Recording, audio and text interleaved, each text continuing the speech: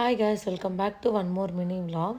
ఇవాళ మేము మా ఊర్లో పోచమ్మ టెంపుల్కి వచ్చాము. ఎవ్రీ ఇయర్ ఈ టైంలో ఖచ్చితంగా అందరం బోనాలు పెడతాము. సో అందుకే వచ్చామన్నమాట కలిసి. ఇక్కడే బోనం పెట్టి తినేసి వెళ్తాము.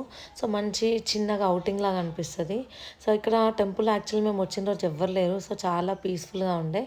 అండ్ ఇక్కడ పోచమ్మకి బోనం పెట్టడానికి అన్ని రెడీ చేస్తున్నారు. ఒక 5 ఇస్తార్లలో అలా పెడతారనమాట. కనమ్మని ఎత్తుకొని ఇలా బయట వెళ్ళి చూస్తే ఇక్కడ కొంతమంది పిల్లలు గోళీలు ఆడుతున్నారనమాట.